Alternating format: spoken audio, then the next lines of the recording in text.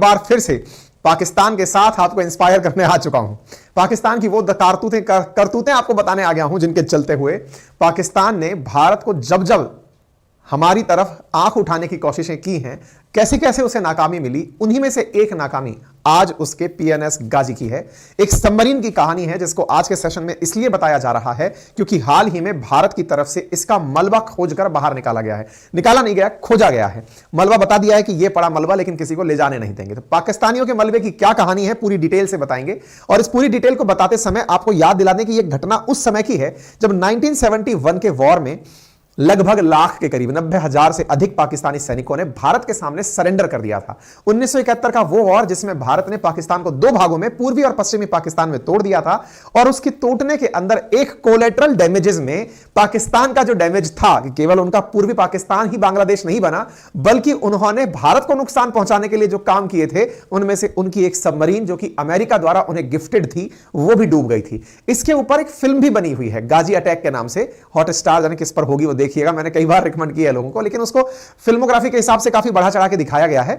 लेकिन हां, इसकी चर्चा भारतीय मीडिया में भी, मतलब एंटरटेनमेंट में भी गाजी अटैक के नाम से हुई है।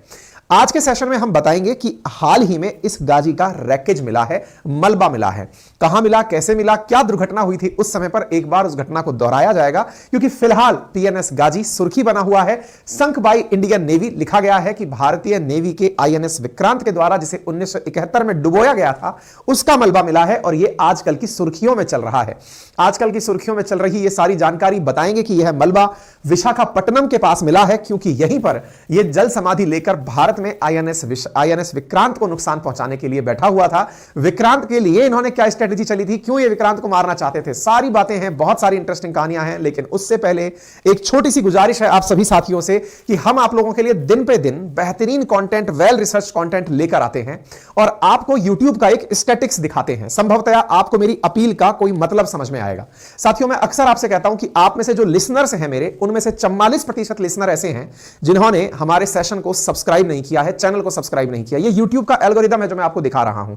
44%, लगभग आधे लोग ऐसे हैं जो हमारा सेशन सुनते हैं, लेकिन सुनने के बाद भी बिना सब्सक्राइब किए चले जाते हैं। ऑन एन एवरेज मेरा सेशन 20 मिनट से ऊपर का होता है, लेकिन सब्सक्राइब करने में फ्रैक्शन ऑफ सेकंड, लगभग 0.19 सेकंड लगता है क्लिक करने में, जिसका कोई चार्ज नहीं है। लेकिन फिर भी आप मेरी अगर सुनवाई नहीं करते तो यह थोड़ा दुख देता है। अगर आप सहयोग करते हैं जिससे कि हमारा मोटिवेशन बढ़े तो हमारे लिए बहुत ही अच्छा रहेगा। खैर, यह सत्य है, बाकी आपकी मर्जी है। चलिए आगे बढ़ते हैं साथियों। तो भारत से पाकिस्तान के पंगे लेने की कहानी 1971 की ही नहीं है। भारत से पाकिस्तान ने कई बार पंगे लिए हैं। देश की आजादी के समय 1947 का युद्ध रहा हो, 65 का युद्ध रहा हो, 71 का रहा हो, 99 का कारगिल वॉर रहा हो। लेकिन इनमें से 1971 का युद्ध बेहद खास है। खास क्यों है? क्योंकि 1971 के युद्ध में जो पटकथा लिखी गई थी वो थोड़ी पुरातन काल से जुड़ी हुई थी। कैसे जुड़ी हुई थी? जब भारत आजाद हुआ था ना 1947 के अंदर, तो हमसे तेज करते करते पाकिस्तानियों ने एक रात पहले ही पाकिस्तान आजाद करा लिया। लेकिन पाकिस्तानियों से चूक क्या हुई कि इन्होंने पाकिस्तान को कुछ अटपटे ढंग से बनाया था। अटपटे ढंग से कैसे बनाया था? भारत के पूर्व की तरफ एक हिस्सा था जो कि पूर्वी पाकिस्तान कहलाया, और भारत के पश्चिम की तरफ एक हिस्सा था जिसे पश्चिमी पाकिस्तान नाम दिया गया।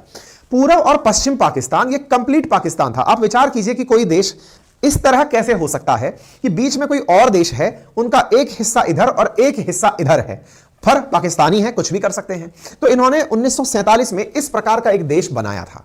इस देश के बनाते ही दिक्कतों का सामना होना स्वाभाविक था कि इन्हें यहां से यहां जाने के लिए बीच में से कोई रास्ता नहीं दिया गया था। इन्हें जाने के लिए नीचे से इंडियन ओशन से होते हुए, बंगाल की खाड़ी से होते हुए ही यहां पहुंचना होता था। यानी इनकी यहां पर कनेक्टिविटी अपने आप में बड़ी पुअर थी। अब इंटरेस्टिंग वाकया सुनिए। इस तरफ के जो मुसलमान थे, क्योंकि मुस्लिम कंट्री था, धर्म के आधार पर बना था, जिस देश का खुद का धर्म इस्लाम था, तो इस्लाम के आधार पर बना हुआ देश था। इस तरफ के मुसलमान अपने आप को समृद्ध पाते थे, समृद्ध थे भी, क्योंकि ये पंजाब का हिस्सा, जो नदियों, 5 नदियों, सिंधु नदी का जो क्षेत्र है वो पाकिस्तान के पास ही है। ऐसी स्थिति में इनके पास में संसाधन परिपूर्ण है, यानी कि इनके पास प्राकृतिक संसाधन भी बढ़िया हैं, और यहां के लोगों में इनकी तुलना में श्रेष्ठता का भाव पाया जाता है। ये मानते हैं कि ये लोग मुसलमान तो हैं, लेकिन हमारे जैसे मुसलमान नहीं हैं। अब इनमें कैसे वाले मुसलमान हैं ये तो इनको ही पता होगा। बंगाल के मुसलमानों को ये हे दृष्टि से देखते हैं। क्यों? क्योंकि बंगाल के मुस्लिम बांग्ला भाषा बोलते हैं, और बांग्ला भाषा बोलने के चक्कर में इस जगह को पहले भी बांग्लादेश के नाम से ही शॉर्ट नेम में पुकारा जाता था। अच्छा, अब इंटरेस्टिंग फैक्ट क्या था? फैक्ट ये था कि इन दोनों की आपसी लड़ाई 1947 से 70 के बीच में काफी ज्यादा होने लगी थी। कैसे होने लगी थी? इनके यहां पर जो पार्टी चुनाव लड़ती थी और यहां पर जो पार्टी चुनाव लड़ती थी, दोनों से मिलकर के ही संसद चलती थी। संसद इस्लामाबाद में चलनी है। संसद के अंदर जो सांसद चुन के आएंगे वो या तो इस वाले क्षेत्र से, पूर्वी पाकिस्तान से होंगे या पश्चिमी पाकिस्तान से होंगे। पूर्वी पाकिस्तान को यह समझ में आने लगा था कि पश्चिमी पाकिस्तान सत्ता का केंद्र बन चुका है, सत्ता का केंद्र बन चुका है, और पूर्वी पाकिस्तान के लिए वो किसी भी प्रकार का फंड है, रिसोर्सेज है, वो नहीं छोड़ता है। और तो और सत्ता के केंद्र में भी पश्चिमी पाकिस्तान खुद को ही रखता है। ऐसी स्थिति में पश्चिमी पाकिस्तान ने पूर्वी पाकिस्तान से दोयम दर्जे की ट्रीटमेंट करना शुरू कर दिया कि तुम कुछ नहीं हो टाइप से इन्हें इग्नोर करना शुरू कर दिया। लेकिन इसी बीच में बांग्लादेश या पूर्वी पाकिस्तान का जो हिस्सा था, यहां पर शेख मुजीबुर रहमान, जो कि वर्तमान में बांग्लादेश की जो प्रधानमंत्री हैं उनके पिताजी थे, शेख मुजीबुर रहमान ने अपनी एक पार्टी बनाई। वो इस इलेक्शन में 1970 के इलेक्शन में मेजॉरिटी ले आई। मेजॉरिटी मतलब इन कंप्लीट देश के जो कुल सांसद थे उनमें से केवल इनकी पार्टी के इतने सांसद बन गए कि अब शेख मुजीबुर रहमान को ही वहां का प्रधानमंत्री होना चाहिए था। लेकिन यहां पर उस समय सेना में याया खान नामक व्यक्ति, यहां का मतलब आर्मी का सेना अध्यक्ष हुआ करता था। जो सेना अध्यक्ष था याया खान, वो भारत में उस समय जो फील्ड मार्शल हमारे रहे सैम मानेकशॉ, उनका मित्र हुआ करता था आजादी से पहले का। तो मानेकशॉ उसके बारे में बहुत अच्छे से जानते थे, याया खान के बारे में, कि वो किस तरह की गलतियां कर सकता है, किस प्रकार से बेवकूफियां करेगा इन पर कंट्रोल पाने के लिए। और हुआ भी यही। हुआ क्या, यहां पर याया खान ने टिक्का खान नामक एक जनरल को पूर्वी पाकिस्तान में आए जो चुनाव के परिणाम थे उन्हें दबाने के लिए भेज दिया कि यहां पर जो लोग हैं वो किस प्रकार से मुजीबुर रहमान को पीएम बना सकते हैं। सेना अपनी है, मेजॉरिटी सैनिक अपने हैं, आप जाइए और यहां पर जो सरकार विरोधी नारे लग रहे हैं आप उन्हें दबा कर आ जाइए। टिक्का 1970 में निकलकर यहां पहुंचता है। 70 से 71 के बीच में टिक्का पूर्वी बांग्लादेश के या पूर्वी पाकिस्तान में या बांग्लादेश जिसे आज आप कहते हैं, यहां पर उन लोगों पर जो अपनी सरकार बनाना चाहते थे पूरे पाकिस्तान पर, उन्हें धमकाना शुरू करता है और जो खिलाफ थे उन्हें मारना शुरू कर देता है। मारते मारते यहां पर बेहद नरसंहार होता है। 70 से 71 के बीच में बड़ी संख्या में इस क्षेत्र से बांग्लादेशी भागकर भारत में प्रवेश करते हैं। भारत में प्रवेश करने का उनका असल उद्देश्य यह था क्योंकि यहां पर जबरदस्त नरसंहार यहां की सेना कर रही थी। नरसंहार से बचते हुए बड़ी संख्या में बांग्लादेशी भारत में एंट्री कर रहे थे। भारत खुद भी 1965 में पाकिस्तान से लड़ के चुका था। हमारी भी सामरिक स्थिति, हमारे पास भी खाद्यान्न इतना नहीं था कि हमारे देश में शरणार्थियों को भी अतिरिक्त जगह दी जाए। भारत पहले ही जनसंख्या से पीड़ित था क्योंकि हमने 1965 के युद्ध के बाद ही तो निर्णय लिया था कि हरित क्रांति से पहले भूख से लड़ा जाए। अंतरराष्ट्रीय स्तर पर तो दुनिया के लोग ये मानते ही थे कि एक दिन ये लोग मर के वैसे ही लड़के वैसे ही खत्म हो जाएंगे। भारत में अब नई समस्या यह आ गई कि यहां से बांग्लादेशी और एंट्री करने लगे। इस बीच से परेशान होकर के भारत की प्रधानमंत्री जो इंदिरा गांधी जी तत्कालीन प्रधानमंत्री थी, उन्होंने सितंबर 1970 में यात्रा करी रूस की, सोवियत रूस की, और उनसे जाकर के फ्रेंडशिप ट्रीटी करी। फ्रेंडशिप ट्रीटी इस बात की करी कि सर देखिए, पश्चिमी पाकिस्तान वाले पूर्वी पाकिस्तानियों के साथ बहुत बर्बरता कर रहे हैं। परिणाम यह है कि शरणार्थी हमारे यहां आए हुए हैं। मुझे भविष्य में नजर आता है कि एक दिन यहां बहुत जबरदस्त संघर्ष होगा, उसका इंपैक्ट भारत पर पड़ेगा और पश्चिमी पाकिस्तान को अमेरिका का समर्थन प्राप्त है। अमेरिका इस क्षेत्र में इन्हें अपनी तरफ से सारी तरह की सहायता देता है। इसलिए आपसे मैं गुजारिश करती हूं कि अगर कभी ऐसी स्थिति बनती है तो भारत और सोवियत रूस एक साथ रहेंगे। उधर से सोवियत रूस ने हमें अपनी तरफ से सिक्योरिटी दे दी कि चिंता मत करो, गो अहेड है मेरी तरफ से, बढ़िया से लड़ो, कोई दिक्कत नहीं है। सितंबर में इनसे मिलने के बाद अगले महीने से next month Indira Gandhi ji America पहुंचती हैं। निक्सन उस समय प्रधानमंत्री अमेरिका के राष्ट्रपति हुआ करते हैं और किसिंगर उनके स्टेट सेक्रेटरी हुआ करते हैं। जब निक्सन को यह बात पता चलती है कि इंदिरा गांधी जी सोवियत रूस से मिलकर के हमसे मिलने आई हैं, तो इंदिरा गांधी जी वहां जाकर यह कहती हैं कि देखिए, इन्होंने इन पर बहुत जबरदस्त तरीके से प्रहार किया है, बांग्लादेशियों की समस्या से हम परेशान हैं। आप अपने इस मित्र को समझाइए कि इस तरह से अपने ही लोगों पर यातना ना दे। इस बात पर मिस्टर निक्सन ने इंदिरा गांधी जी को बहुत ही रूखा जवाब दिया। हालांकि कुछ ऐसे वाक्यांश भी हैं जो कि इस समय बहुत ही ज्यादा सोशल मीडिया पर उपलब्ध हैं। कहते हैं कि निक्सन ने इंदिरा गांधी जी को मिलने के लिए 40 मिनट इंतजार किया था और एक ऐसा भी उनका वाक्यांश बाहर निकलकर बाद में आया जिसमें वो इंदिरा गांधी जी को अपशब्द कहते हुए दिखाई दिए। हालांकि सामने नहीं, पीछे से उनके बैक बिचिंग करते हुए दिखाई दिए थे। इससे निक्सन के प्रति इंदिरा गांधी जी के मन में बड़ी खिन्नता थी कि यह व्यक्ति ना तो महिलाओं का सम्मान करता है और इंडियंस को यह व्यक्ति कायर मानता है। इंडियंस को लेकर के निक्सन के दिमाग में पिक्चर थी कि ये लोग डरपोक होते हैं, यहां ये दो लोग आपस आपस में लड़ रहे हैं और ये अपनी ही टेंशन लेकर घूम रहे हैं। निक्सन की भारत के प्रति यह धारणा थी। निक्सन ने कहा कि आप लोग तो ऐसे कह रहे हैं जैसे रूस ये कहे कि फिनलैंड ने उस पर हमला कर दिया, आप लोग बड़े लोग हैं, आप पर ये लोग कैसे हमला कर देंगे। बोले साहब, पुराना इतिहास रहा है, आपकी मदद से इन्हें जो पैसा मिलता है, और ये बात सत्य है, अमेरिका इन्हें मिलियंस ऑफ डॉलर की मदद देता था। आप डेटा देखें तो आपको अंदाजा लग जाएगा कि अमेरिका इन्हें खूब सारी अपनी तरफ से मदद भेजा करता था पाकिस्तानियों को। इंदिरा गांधी जी ने कहा कि साहब इन्हें समझाइए, लेकिन साहब निक्सन ने कोई सकारात्मक जवाब नहीं दिया, वो केवल पाकिस्तान के ही राग में बिजी था। कोई बात नहीं साहब। इंदिरा गांधी जी वहां से आती हैं बड़ी ही गुस्से में कि तुमको तो बेटा मजा चखाएंगे, बताएंगे कि हम कैसे आयरन लेडी कहलाएंगी। अब उन्होंने आकर के यहां पर सैम मानेकशॉ से कहा कि हमें मौके का इंतजार है, पाकिस्तान के लोग ही जब एक दूसरे को मार काट रहे हैं, चूंकि सेना इनकी है, इन्हें मार रही है, तो एक काम करिए, इनडायरेक्टली पूर्वी पाकिस्तान के लोगों को सैनिक ट्रेनिंग देना शुरू करिए, क्योंकि सेना में जो लोग नहीं हैं लेकिन खुद का डिफेंस तो करेंगे। ऐसी स्थिति में बांग्लादेश के अंदर जो लोग थे उन्होंने अपनी सेना बनाई जिसका नाम बना मुक्ति वाहिनी। मुक्ति वाहिनी असल में लोकल्स की अपनी सेना थी जो पाकिस्तानी सेना से लड़ रही थी, लेकिन उसको वेल ट्रेन किया गया था इंडियन सेना के द्वारा। ठीक है, तो मुक्ति वाहिनी यहां पर जब अपनी तरफ से पाकिस्तानी सेना से लोहा लेने लगी तो फिर पाकिस्तान को लगा कि ये तो हमारे ही लोगों को हमसे लड़ा दिए। ऐसी स्थिति में पाकिस्तान ने भारत के साथ गुस्ताखी करते हुए ऑपरेशन चंगेज खान ऑन कर दिया। ऑपरेशन चंगेज खान क्या था? पाकिस्तान ने अपनी एयरफोर्स को भारत के जो एयरफील्ड्स थे, यहां तक कि आगरा तक का जो हमारा एयरपोर्ट था, जो सेना का एयरपोर्ट था एयरफोर्स का, उस तक पर गोले गिराए गए। और आगरा लगभग यहां पड़ रहा है, तो इससे इस तरफ के जितने भी एयरपोर्ट थे, जोधपुर एयरबेस था, श्रीनगर एयरबेस, जहां जहां एयरबेस थे हमारे, उन सब पर गोलीबारी करके उसने भारत पर अटैक बोल दिया। दिसंबर का महीना था, भारत ने इस बात को समेटने में देरी नहीं करी और तब से भारत इस युद्ध में एंट्री कर गया। इसी युद्ध के परिणाम स्वरूप जब भारत इस युद्ध में एंट्री किया, उसके परिणाम स्वरूप ही पूर्वी बांग्लादेश के सामने ही, क्योंकि भारत ने पूर्वी बांग्लादेश को सपोर्ट किया, पश्चिमी पाकिस्तान की सेना ने भारत की सेना के सामने सरेंडर कर दिया था। लेकिन इस बीच में क्या केवल यह एयरफोर्स की लड़ाई थी? क्या यह केवल थल सेना की लड़ाई थी, या इसमें नेवी का भी रोल था? आज के सेशन में उस नेवी वाले रोल को हम चर्चा में ला रहे हैं। देखिए, जैसे भारत में मुंबई करके जगह है ना, अपनी मुंबई जो जगह है, ऐसी पाकिस्तान में उनकी एक तरह से कमर्शियल सिटी कह सकते हैं, औद्योगिक सिटी कह सकते हैं, कराची है। कराची यहां से नेवल बेस से इनकी मतलब इनकी जो नेवी है वो भारत के अंदर भारतीय सेना को काउंटर करने के लिए, अब इसको थोड़ा सा ऐसे समझिए, ये लोग अपनी प्लानिंग में भारत के एयरबेस को नष्ट कर रहे हैं। एयरबेस को नष्ट क्यों कर रहे हैं? ताकि इनकी तरफ से कोई भी हवाई जहाज उड़कर पाकिस्तान पर हमला करने ना आए। जब एयरबेस ही नष्ट कर दोगे तो उड़ेगा कैसे? तो हमारे पास ऑप्शन क्या था वो समझिए। हम अपना पानी में आईएनएस विक्रांत नामक एक विमान वाहक पोत खड़ा रखते थे। अब ये कौन है आईएनएस विक्रांत? पानी के अंदर हवाई जहाज को उड़ाने के लिए हम पानी में चलता फिरता एक एयरपोर्ट कहिए या एयर स्ट्रिप कहिए जो पानी में तैनात रखते थे। जनरली वो यहां वाले क्षेत्र में, पश्चिम वाले क्षेत्र में तैनात रहता था, लेकिन उसके कुछ सिस्टम में गड़बड़ चल रही थी उस दौर में। इसलिए भारत ने, क्योंकि देखिए कहा जाता है कि अगर किसी भी विमान वाहक पोत से किसी हवाई जहाज को टेक ऑफ करना है तो विमान वाहक पोत की खुद की गति 20 से 25 नॉटिकल माइल्स प्रति घंटे के हिसाब से होनी चाहिए। लेकिन आईएनएस विक्रांत उन दिनों थोड़ा नासाज था, उसकी स्पीड 12 से 14 नॉटिकल माइल्स पर किलोमीटर पर घंटे के हिसाब से ही चल रही थी। इसलिए हमने उसे पश्चिमी कमांड से उठाकर पूर्वी कमांड की तरफ भेजने का निर्णय लिया था। अच्छा, टेक्निकली हमारा एक तरह से पानी में चलता फिरता वो एयर बेस था जहां से हम अपने हवाई जहाज को उड़ने के लिए भेज सकते थे। हमारी स्ट्रेटजी में यह था कि कल को अगर इस क्षेत्र पर हमला करने की जरूरत पड़े तो हम आईएनएस विक्रांत से ही अपने फाइटर जेट्स को उड़ाकर यहां पर भेज देंगे।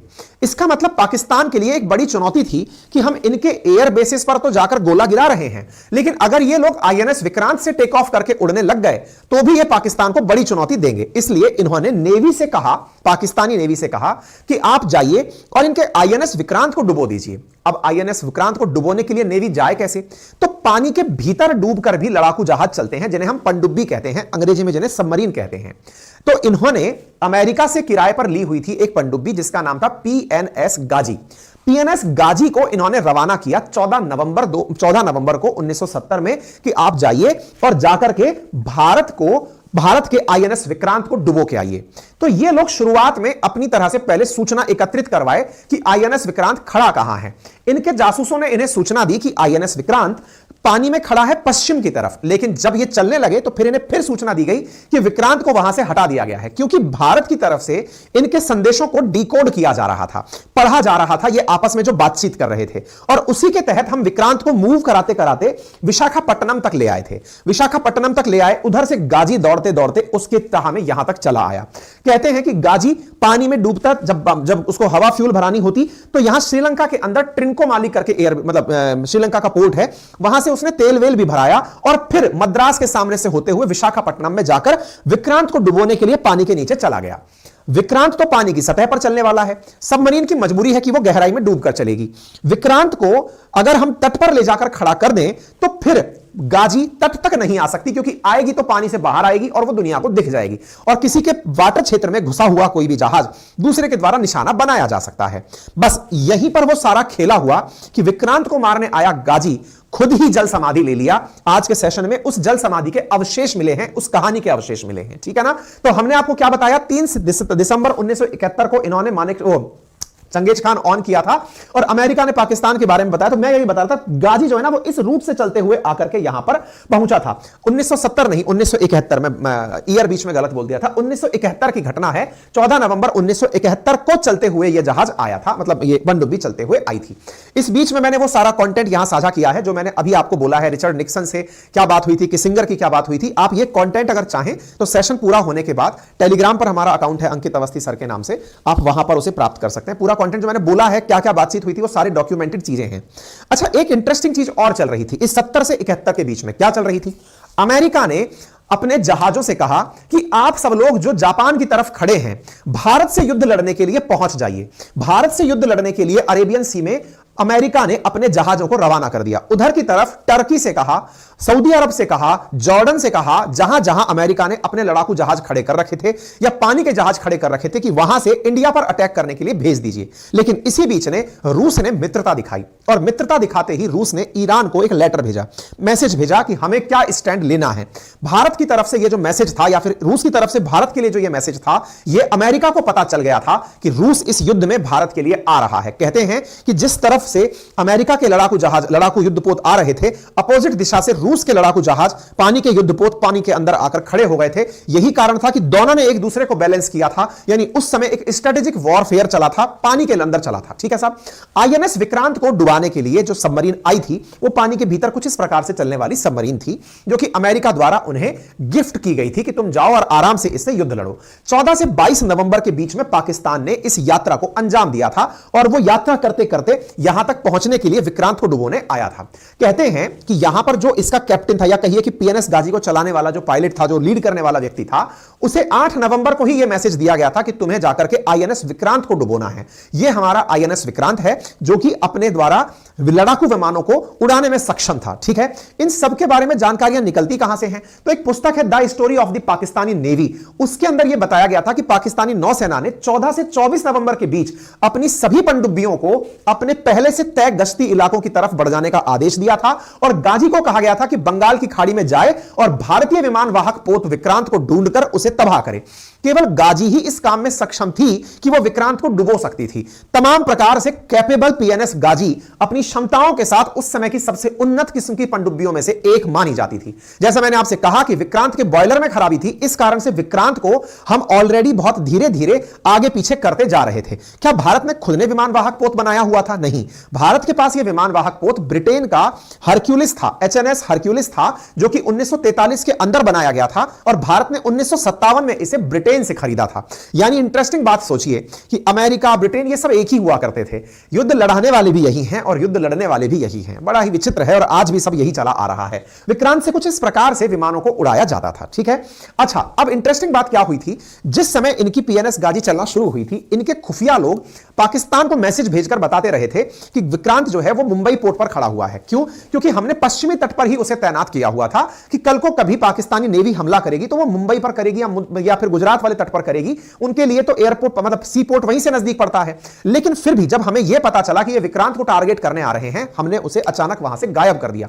कई खुफिया जानकारी ऐसे निकलकर आती हैं कि पाकिस्तान की मदद कुछ पश्चिमी देश भी कर रहे थे, जो भारत के साथ डबल क्रॉस कर रहे थे। भारत से गुप्त सूचनाएं निकलवाते थे कि बताइए आपका विक्रांत कहां खड़ा है। भारत ये सेना को, नौसेना को जब ये पता चला कि ये पश्चिमी देश पाकिस्तान की सहायता कर रहा है, तो भारत ने उसे भी ब्लफ किया और नहीं बताया कि भारत ने आईएनएस विक्रांत को कहां खड़ा कर रखा है। ऐसी स्थिति में आईएनएस विक्रांत बचते बचाते पश्चिम से पूर्वी तट की तरफ आ गया और पश्चिम से पूर्वी तट की तरफ आकर के जब यह पहुंचा, उसी बीच में गाजी को यह इंफॉर्मेशन दी गई कि भारत ने अपने विक्रांत को पूर्वी कमांड में विशाखापट्टनम के पास भेज दिया है। जब विशाखापट्टनम का मैसेज इन्हें मिला तो आईएनएस विक्रांत को टारगेट करते करते गाजी विशाखापट्टनम की तरफ बढ़ गया। 1 दिसंबर की रात गाजी विशाखापट्टनम पहुंच गया। गाजी यानी सबमरीन जो पानी की गहराइयों में है, यह यहां पर पहुंच जाता है। अब आप सोचकर देखिए कि विशाखापट्टनम की तरफ जो गाजी बढ़कर आया है, उसने 23 नवंबर को श्रीलंका के ट्रिंकोमाली पोर्ट से पानी भरवाया है, सॉरी ऑयल भरवाया है, अपने लिए फ्यूल लिया है और 25 नवंबर को उसने चेन्नई को पार किया है। 1 दिसंबर को रात 11:45 पर विशाखापट्टनम बंदरगाह के नेविगेशन चैनल में दाखिल हो गया है। दुश्मन का कोई भी लड़ाकू जहाज किसी दूसरे देश के पानी में नहीं आ सकता, लेकिन इन्होंने चूंकि अपनी सबमरीन भेजी थी जो कि गुप्त रूप से ही जाने के लिए जानी जाती थी, तो इन्होंने उस गुप्त रूप से भेजी सबमरीन को हमारे वाटर शेयर में भेज दिया था। इसके बारे में जानकारी पाकिस्तान क्राइसिस इन लीडरशिप के अंदर मेजर जनरल फजल मुकीम खान ने अपनी पुस्तक के अंदर लिखा था कि इस प्रकार से ये लोग इस क्षेत्र के अंदर एंट्री कर गए थे, लेकिन 2.1 नॉटिकल माइल से अंदर नहीं जा सकते थे क्योंकि यहां से नीचे पानी का जो तल है वो छिछला था, अदरवाइज यहीं पर ये फंस जाती। तो साहब गाजी पानी के मतलब समुद्र तट से 2 नॉटिकल माइल की दूरी पर ही रुक कर रह गया कि जैसे ही विक्रांत में मूवमेंट होगा, इस बीच में इसे टारगेट बना दिया जाएगा। पर बड़ा इंटरेस्टिंग वाकया हुआ। क्या हमें यह पता था कि विक्रांत को मारने के लिए ये लोग आए हैं और हम विक्रांत को दौड़ा नहीं सकते थे क्योंकि हमारा विक्रांत उस समय मतलब उस स्थिति में नहीं था कि वो अपने वॉरफेयर खुद लड़ ले। ऐसी स्थिति में हमने इन्हें ब्लफ देने के लिए एक तगड़ा कारनामा किया जो कि नेवी की इंटेलिजेंस का बेहतरीन उदाहरण है। भारत ने आईएनएस विक्रांत को चुपके से अंडमान समुद्र में भेज दिया और पाकिस्तान को बेवकूफ बनाने के लिए इस तरह की हरकत करना शुरू किया ताकि इन्हें लगे कि विशाखापट्टनम में ही आईएनएस विक्रांत खड़ा है।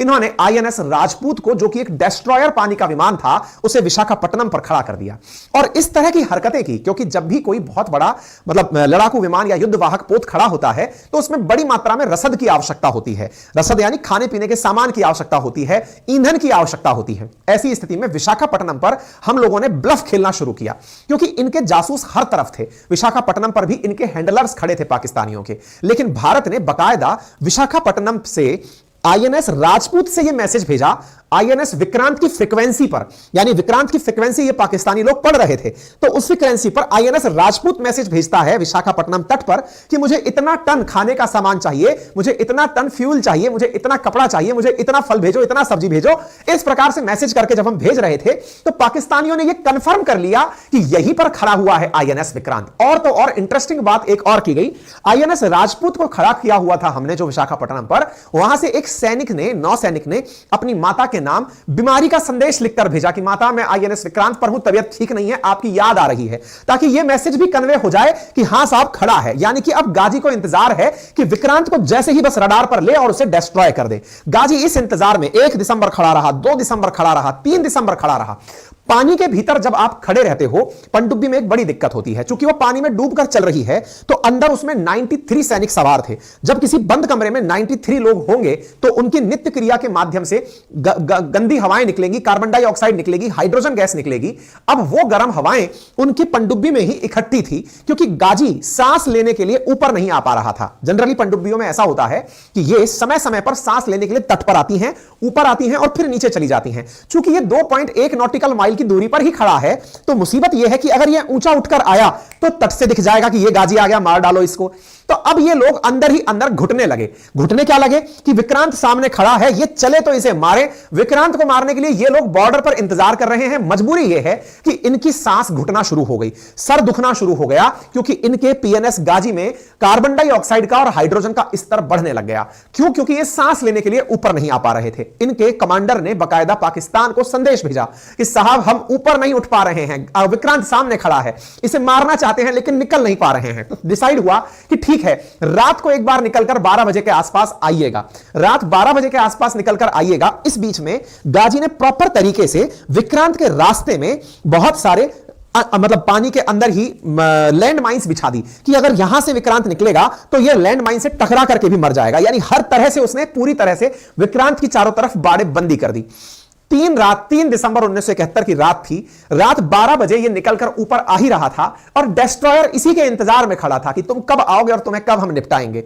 साथियों, कहा जाता है कि एक रात, मतलब 1 दिसंबर की रात से ये 3 दिसंबर की रात तक पानी में रहने से इसके अंदर कार्बन डाइऑक्साइड, हाइड्रोजन का स्तर इतना बढ़ गया था कि ये चलता फिरता एक गैस चैंबर बन गया था। मतलब इसे टकराने की जरूरत थी और ये ब्लास्ट कर जाता। हमने एक तरह से इन्हें दम घोट कर मारा है। इस बीच में हमारा डेस्ट्रॉयर इनके ऊपर नजर लगा के बैठा था कि तुम निकलो।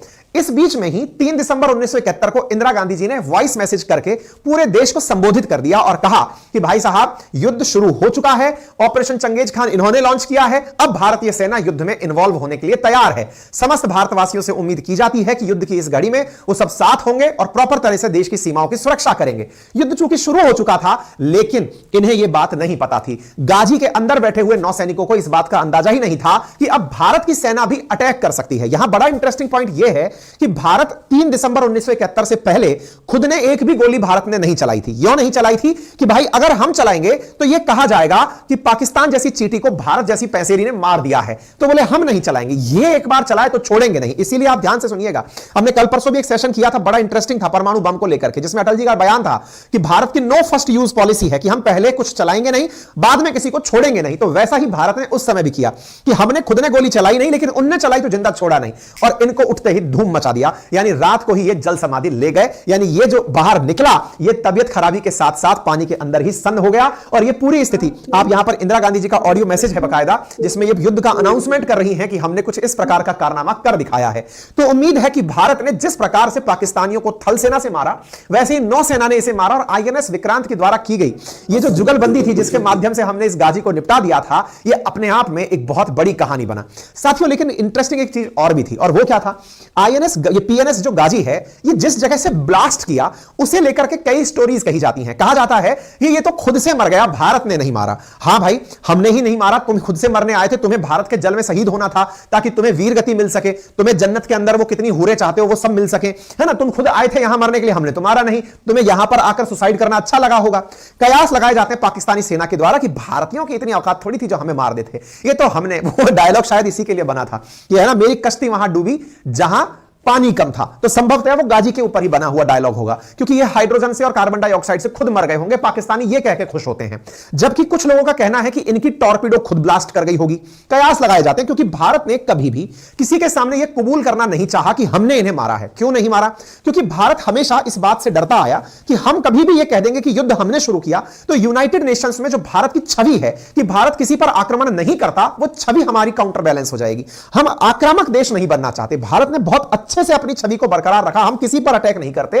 2500 साल का इतिहास है। जब भारत ने, हमने 1998 के अंदर परमाणु परीक्षण किया, ऑपरेशन शक्ति, अटल जी का बयान है कि 2500 साल से भारत का इतिहास है कि इसने किसी पर आक्रमण नहीं किया। हम अपनी सुरक्षा के लिए वेपन बनाते हैं, किसी पर अटैक के लिए नहीं। लेकिन निक्सन इसी बात को भारत की कमजोरी माना करते थे। वो कहते थे कि ये डरपोक लोग हैं। भारत ने इसे डुबोने के बाद भी क्रेडिट नहीं लिया कि ठीक है हमने नहीं मारा, सब खुद मर गए होंगे। इसीलिए लोगों का कहना है कि भारत के डेस्ट्रॉयर ने इन्हें मारा होगा। कुछ लोगों का कहना है कि भारत ने बाकायदा इनकी जो बिछी हुई लैंड माइंस थी उन्हीं से इनको मारा। लेकिन कुछ भी हुआ हो, अल्टीमेटली अमेरिका का भेंट दिया हुआ गाजी भारत के पानी के अंदर डूब गया। और ये सारी बातें तमाम प्रकार की पुस्तकों के अंदर, ये सेलर्स स्टोरी है वाइस एडमिरल एन कृष्णन की, उनके अंदर भी इस तरह की बातें इन्होंने बाकायदा बताई हैं। ये हमारा आईएनएस राजपूत है, जिसने आईएनएस विक्रांत को भेज करके साइड करवा दिया था और इनको सही, मतलब वहीं पर पानी के अंदर जमींदोज कर दिया था, पानी में डुबो दिया था। इंटरेस्टिंग चीजें यहां पर कुछ और भी निकलती है। पाकिस्तानियों ने अपनी गाजी को याद करते हुए एक फिल्म भी बनाई है, जिसमें वो ये दिखाते हैं कि हमारा गाजी काम करते करते, युद्ध करते करते शहीद हुआ है। तो आज हम इस सेशन की चर्चा क्यों कर रहे हैं? चर्चा इसलिए कर रहे हैं कि इस गाजी का मलबा मिला है। आप कहेंगे कितने कम किस्म के हम टेक्नोक्रेट हैं कि हम इतने साल बाद मलबा खोज रहे हैं। नहीं साहब, भारत का मलबा निकालना उसी दिन बहुत आसान था। अमेरिका उस दिन रोते रोते आया और कहने लगा कि गाजी डूब गया है, हमें हमारे उस गाजी का मलबा निकाल लेने दो। भारत ने कहा सॉरी सर, हम मलबा नहीं निकालने देंगे। क्यों नहीं निकालने दोगे? बोले क्योंकि ये हमारा पानी है, हमारे पानी में डूबा है तो ये अब हमारा है, हम ये मलबा भी अपना ही मानते हैं। पाकिस्तान ने कहा कि सर पैसा खर्चा हम कर देंगे, हमारे कम से कम वो 93 सैनिक शहीद होकर पानी के अंदर डले हैं, उन्हें निकालने दो। भारत ने कहा पानी भारत का है तो उन्हें जन्नत ही मिली होगी, डले रहने दो, हम नहीं निकालने देंगे। तब से लेकर आज तक भारत ने पानी में से किसी को नहीं निकालने दिया। कोई बात नहीं। इस बीच में आज की यह सुर्खी क्यों बनी है? अमेरिका ने हाल ही में 2 साल पहले भारत को चूंकि भारत में अमेरिका की एंट्री हो नहीं पाई, तो उन्होंने भारत के अंदर डीप सी सर्वे करने के लिए एक मशीन भेंट की थी इंडियन नेवी को, कि हमको लीज पर दी कि आप एक काम करिए, एक सबमरीन हमसे ले लीजिए जो समुद्र के अंदर जाकर के सर्वे करेगी, और उसका मिलान एक्सरसाइज में हमने शो भी किया है। भारतीय नेवी को बकायदा एक डीप सी के अंदर सर्वे करने की मशीन दी गई है, उसका नाम है deep submergence rescue vehicle, DSRV. वो कुछ इस प्रकार की दिखती है, और डीएसआरवी को अगर आप यहां देख रहे हैं तो ये पानी के जहाज से पानी के भीतर इस प्रकार से भेजी जाती है।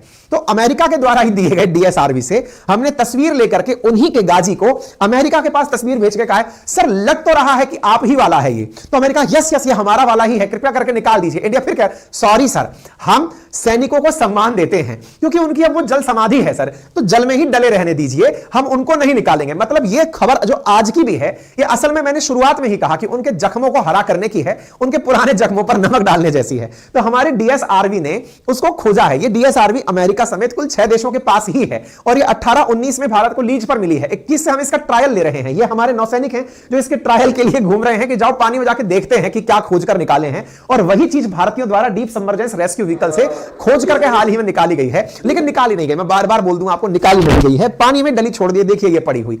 लेकिन हां, इसका एक कैप है जो ऊपर लगा हुआ होता है, वो हमने 2017 में ही निकालकर बाहर रख लिया था कि कम से कम ये तो दिखाएंगे कि इंडिया की सेना ने क्या क्या कार्य किए हुए हैं। उम्मीद है कि आप लोग मेरे साथ में इस 36 मिनट के सेशन में उपस्थित थे, और लगभग 30,000 से ज्यादा लोग लाइव हैं। लेकिन ये स्टैटिक्स फिर से आपको याद दिलाने का है कि मेरे प्यारे साथियों, मेरे इस YouTube चैनल पर 44% लिसनर्स ने सब्सक्राइब नहीं किया हुआ है, जो कि फ्रैक्शन ऑफ सेकंड का कार्य है। सब्सक्राइब का ऑप्शन है, उसे क्लिक कर दीजिए, चैनल को सब्सक्राइब कर लीजिए, सो दैट हमें आपकी वजह से आपका समर्थन मिले। इसका कोई चार्ज नहीं लगता है। संभवतः आप इस काम को करके इस सेशन को भी अपनी तरफ से इज्जत बख्शेंगे। बाकी जिन्होंने सब्सक्राइब किया हुआ है वो वीडियो को लाइक तो कर ही दीजिए। इतने सारे लोग इस समय तत्कालीन रूप से लाइव हैं। फिलहाल के लिए इतना ही। अपना ख्याल रखें, बड़ों का सम्मान करें, छोटों को प्यार दें, अपना व्यक्तित्व इस प्रकार से विकसित करें कि महिलाएं आपके साथ सुरक्षित और सम्मानित महसूस करें। धन्यवाद।